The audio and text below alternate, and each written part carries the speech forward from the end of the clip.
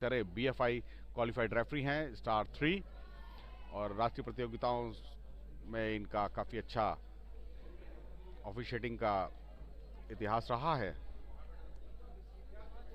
Girdhari deputy TD से अनुमति प्राप्त करते हुए और मुकाबला प्रारंभ।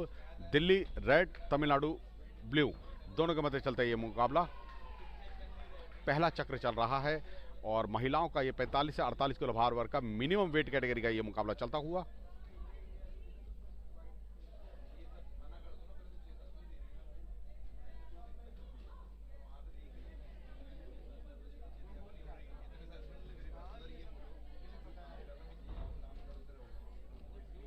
स्टेट जैव के साथ ब्लू कॉर्नर की मुक्केबाज के प्रहार तमिलनाडु की मुक्केबाज, दिल्ली की मुक्केबाज छोटे कद की है, लॉन्ग रिच का फायदा उठा सकती हैं यहाँ पर तमिलनाडु की ब्लू कॉर्नर की मुक्केबाज।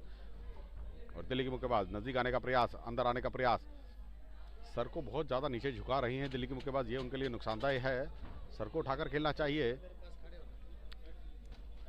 प्रयास अच्छा, स्टेट जैव के साथ आगे बढ़ने का प्रयास है, प्रथम प्रयास कर रही हैं दिल्ली की मुक्केबाज और अंदर आने का प्रयास है। शेल गार्ड रखकर अगर अंदर की तरफ आए तो ज़्यादा अच्छा होगा। टाइम ब्रेक लिया गया, हेडगियर को दुरुस्त कराएंगे क्योंकि हेडगियर से उनका जो लेसिस हैं वो बाहर की ओर आ रहे हैं। ये दिल्ली के प्रशिक्षक मिस्टर भारद्वाज, गौतम भारद्वाज थे जो कि अपनी मुक्केबाज के हेडगियर को दुरुस्त कर रहे हैं। गौतम भारद्वाज रेड कॉर्नर में, दिल्ली के प्रशिक्षक।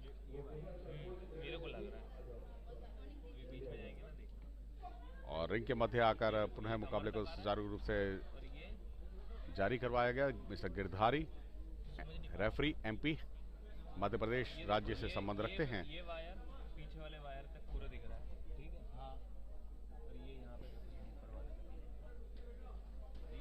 ब्लू कॉर्नर की मुक्केबाज, तमिलनाडु की मुक्केबाज पीछे आते हुए प्रहारक क्षमता बहुत अच्छी तरीके से प्रयोग करती हुई लॉन्ग डिस्टेंस पर खेल रही हैं। ये उनकी अच्छी रणनीति है क्योंकि कद काठी की अगर हम बात करें तो अपेक्षाकृत दिल्ली की मुक्केबाज से हाइट एडवांटेज है, उनका लॉन्ग रीच है और वो उस लॉन्ग रीच का पूरी तरह से फायदा उठा रही है। दिल्ली की मुक्केबाज को नजदीक नहीं आने दे रही, अंदर नहीं आने दे रही हैं, तो अच्छी रणनीति।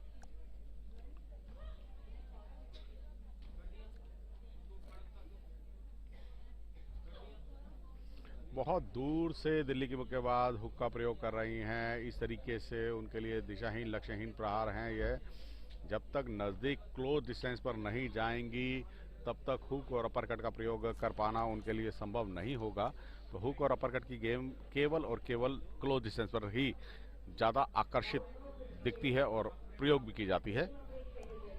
स्टेट जैब लगातार श्रृंखलाबद्ध तरीके से तमिलनाडु के मुक्केबाज स्टेट जैब का प्रयोग करती हुई, अच्छे प्रयास हैं, कॉम्बिनेशन पंचेस बहुत अच्छे हैं। शेल गार्ड नहीं रख रही हैं दिल्ली की मुक्केबाज, ये उनके लिए एक और त्रुटि है उनकी। तो शेल गार्ड रखें, शेल गार्ड रख के एल्बोस को क्लोज रखें, बॉडी को क्लोज करें और फिर थोड़ा सा स्लाइडली, जिसे ऑन गार्ड पोजीशन कहा जाता है, ऑन गार्ड पोजीशन रखते हुए फिर अंदर की ओर जाएं तो उनके लिए ज़्यादा प्रभावशाली रहेगा दिल्ली की मुक्केबाज के लिए। और लास्ट 10 सेकंड का समय और यहां पर ये पहले चक्र की समाप्ति हो चुकी है। यहां पर तमिलनाडु की मुक्केबाज की अगर हम बात करें तो काफी अनुभवी मुक्केबाज है तमिलनाडु की मुक्केबाज, समझी जा सकती है। सैफ गेम्स की स्वर्ण पदक विजेता हैं, एलिट नेशनल बॉक्सिंग चैंपियनशिप की कांस्य पदक विजेता है और इंटरनेशनल बॉक्सिंग चैंपियनशिप में उन्होंने रजत पदक जीता है। तो तमिलनाडु की मुक्केबाज की अगर हम बात करें तो खेल कौशल की, तो वो उनका इतिहास खेलों का बहुत अच्छा है। आगे की रणनीति के बारे में बताते समझाते हुए उनके प्रशिक्षक, ये देखिएगा हाइलाइट्स, पहले चक्र की हाइलाइट्स है, किस तरीके से प्रहारक क्षमता रही तमिलनाडु की मुक्केबाज की। एक तो लॉन्ग रीच है, लॉन्ग रीच का एडवांटेज है उनके पास, और दूसरा अंतर्राष्ट्रीय खेलों का जो उनका अनुभव है, जो वो खेली हैं, वो अनुभव यहाँ पर साफ दिखता हुआ। एक अच्छा प्रयास था उनका और ये दूसरे चक्र की शुरुआत होने जा रही है। दिल्ली की मुक्केबाज रेड कॉर्नर में और तमिलनाडु की मुक्केबाज जो कि ब्लू कॉर्नर में, दोनों के मध्य चलता है ये मुकाबला। और ये पहला चक्र की अगर हम बात करें तो पहला चक्र पूरी तरह से तमिलनाडु की मुक्केबाज ने अपने पक्ष में किया है। अंकों के आधार पर अगर देखा जाए तो तमिलनाडु की मुक्केबाज ने कोई मौका नहीं दिया दिल्ली की मुक्केबाज को कि वह कोई बढ़त हासिल कर पाए। तो अब दिल्ली की मुक्केबाज के लिए करो या मरो वाली स्थिति है। दूसरा राउंड है, यहाँ पर टाइम ब्रेक लिया गया गिरधारी की तरफ से और हेडगियर उनका जो है लेसिस बाहर की ओर आ रहे हैं। बहुत ज़रूरी होती है, नैतिक जिम्मेदारी होती है रेफरी की कि जो वेशभूषा है खिलाड़ी की, जो सुरक्षा के लिए उनको उपकरण दिए गए हैं हेडगियर वगैरह, वह सही तरीके से बंधे हुए होने चाहिए, ढीले नहीं होने चाहिए। ये मुक्केबाज की सुरक्षा के लिए उनको प्रदान किए जाते हैं, तो इनका प्रयोग अत्यंत आवश्यक है। और ये मुकाबला चलता हुआ दूसरा राउंड चल रहा है। जैसा कि मैं बता रहा था, तमिलनाडु की मुक्केबाज जो कि सैफ गेम में स्वर्ण पदक विजेता रही है, एलिट नेशनल बॉक्सिंग चैंपियनशिप की कांस्य पदक विजेता रही है और इंटरनेशनल बॉक्सिंग चैंपियनशिप में भी रजत पदक जीता है उन्होंने। तो राष्ट्रीय और अंतर्राष्ट्रीय प्रतियोगिताओं का जो उनका एक्सपीरियंस है, जो अनुभव है, वो अनुभव यहाँ पर आज के खेल में साफ प्रदर्शित करती हुई।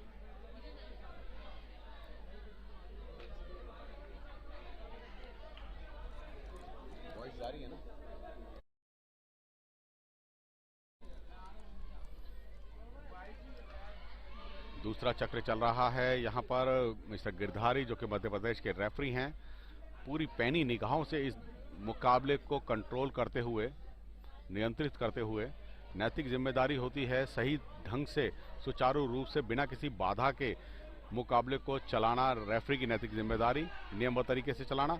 और 5 जजेस जो कि खिलाड़ियों के खेल कौशल का मूल्यांकन करते हैं और हर एक राउंड में 10-9 की स्कोरिंग रहती है, यानी कि जो जीता बॉक्सर है उसको 10 अंक और जो वीकर बॉक्सर है उसको 9 अंक तो दिए ही जाते हैं। और अगर उसका खेल कौशल उत्कृष्ट नहीं है, अपेक्षाकृत अपने प्रतिद्वंदी के बहुत कमज़ोर है तो 8, और बहुत उससे भी ज़्यादा कमज़ोर है तो 7, और बहुत ज़्यादा कमज़ोर है तो 6, मगर 6 पे आरएससी हो जाएगा। तो इसलिए यहाँ पर 10-9 की स्कोरिंग चलती है और यहाँ पर बढ़त बनाने में अभी तक कामयाब हैं तमिलनाडु के मुक्केबाज। बहुत अच्छे तरीके से उन्होंने पूरी तरह से रिंग क्राफ्ट का प्रदर्शन किया है, पूरे रिंग का, पूरे फ्लोर का वह प्रयोग कर रही हैं। फुटवर्क बहुत अच्छा है, डिस्टेंस मेंटेन कर रखा है, लॉन्ग रिच की मुक्केबाज हैं, अपने प्रतिद्वंदी को अपने से दूर रखा हो। दिल्ली की मुक्केबाज को कोई मौका नहीं दे रही हैं कि वो अंदर की ओर आ सके, क्योंकि एक ही चारा है दिल्ली की मुक्केबाज के पास कि वह छोटे कद की है, अंदर आए मतलब कि क्लोज डिस्टेंस खेले। 3 तरीके से मुक्केबाजी खेली जाती है, शॉर्ट डिस्टेंस, लॉन्ग डिस्टेंस और मीडियम डिस्टेंस। तो यहाँ पर लॉन्ग डिस्टेंस पर खेल रही हैं तमिलनाडु की मुक्केबाज और दिल्ली की मुक्केबाज को अपनी रणनीति जो है वो क्लोज डिस्टेंस की खेलनी होगी, तभी वह कोई लाभान्वित हो पाएंगी, अन्यथा ये मुकाबला पूर्णतः उनके हाथ से जाता हुआ दिख रहा है। पहला चक्र पूरी तरह से तमिलनाडु ने अपने पक्ष में किया है और दूसरे चक्र की समाप्ति हुई। दूसरा चक्र भी बहुत ही सुंदर तरीके से, बहुत सहजता के साथ, बिना किसी ज्यादा जोखिम उठाए तमिलनाडु ने अपने पक्ष में किया। ये देखिएगा हाइलाइट्स किस तरीके से दिल्ली की मुक्केबाज नजदीक आने का प्रयास था, मगर बहुत दूर से दिशाहीन, लक्ष्यहीन प्रहार क्षमता रही और वहीं तमिलनाडु की मुक्केबाज ने टारगेट एरिया माथे से लेकर के नाभि तक का पूरा प्रयोग किया है। तो ये जो उनकी रणनीति है वो बहुत ही सुलझी हुई, साफ सुथरी और वो दिखती हुई। अच्छा प्रयास,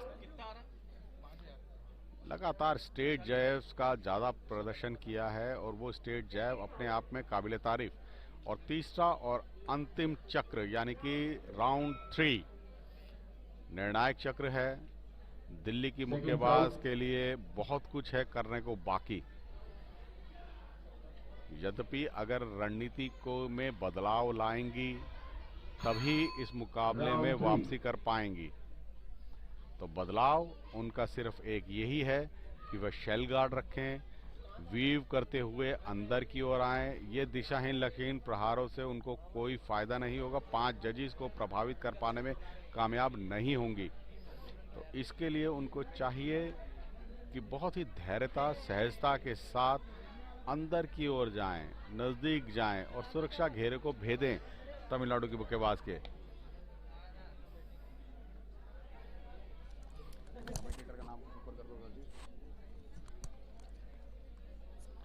लगातार प्रयासरत हैं एक अच्छे तरीके से खेलती हुई। यहाँ पर ये थोड़ा सी चूक हुई तमिलनाडु के मुक्केबाज की, मगर यहाँ पर बहुत अच्छे तरीके से अपनी वापसी करी। अपर कट का प्रयोग करना चाहा है तमिलनाडु के मुक्केबाज ने, ब्लू कॉर्नर के मुक्केबाज ने।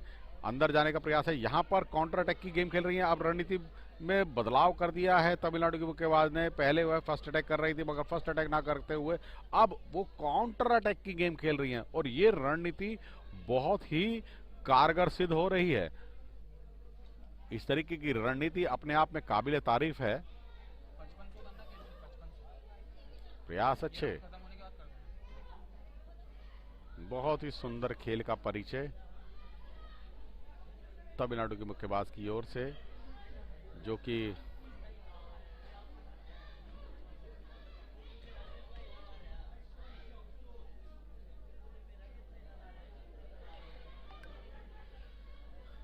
बहुत ज्यादा वेट कर रही हैं अब दिल्ली की मुक्केबाज। मुकाबला पूर्णतः उनके हाथ से जाता हुआ।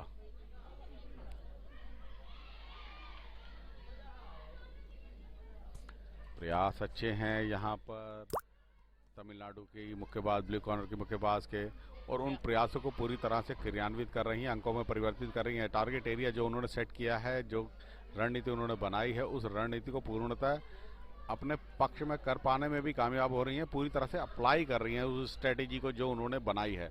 जो रणनीति उन्होंने बनाई है उसको पूरा प्रयोग कर रही हैं और प्रयोग करते हुए, क्रियान्वित करते हुए अंकों में परिवर्तित कर रही हैं। और बहुत हद तक मैं समझ पा रहा हूँ, जो दिख रहा है, मेरा व्यक्तिगत मूल्यांकन है, पांचों जजीज को अपने खेल कौशल से प्रभावित करने में कामयाब हुई हैं अब तक। अंतिम क्षणों में जाता हुआ ये मुकाबला, तीसरा और अंतिम राउंड चल रहा है। पहले राउंड की बात करें तो पहले राउंड में भी बहुत ही कारगर स्ट्रेट जैब का ज़्यादा से ज़्यादा प्रयोग किया था, मगर अब यहाँ तीसरा चक्र है, तीसरे चक्र में भी वह स्ट्रेट जैब से ही खेल रही हैं तमिलनाडु की मुक्केबाज। दूसरे राउंड में अपरकट और हुक का प्रयोग देखने को मिला था, मगर अब सहजता के साथ लास्ट 10 सेकंड से कम समय रह गया है। अब ये मुकाबला समाप्त होने की कगार पर है। साइड स्टेप ले रही हैं दिल्ली की मुक्केबाज और यहाँ पर ये बेल के साथ ही ये मुकाबला समाप्त हुआ। Boxes for the next bout. Bout number 82 in flyweight category. Sushma Tamang, Sikkim in the red corner versus Anamika RSPB in the blue corner. Boxers kindly report near your respective और ये देखिएगा, बहुत ही सुंदर तरीके से प्रयासरत रही हाइलाइट्स तीसरे राउंड की, और अंकों के आधार पर इसका निर्णय लिया जाएगा।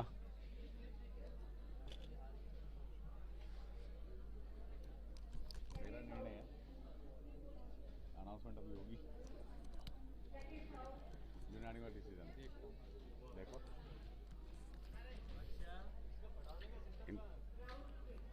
और 5 जजेस जिन्होंने मूल्यांकन किया है खिलाड़ियों के खेल कौशल का, देखना होगा यहाँ पर किसके पक्ष में वह निर्णय देते हैं। मेरा व्यक्तिगत मूल्यांकन है कि तमिलनाडु के मुक्केबाज ने इस मुकाबले को जीता होगा, मगर देखना होगा। यूनानिमस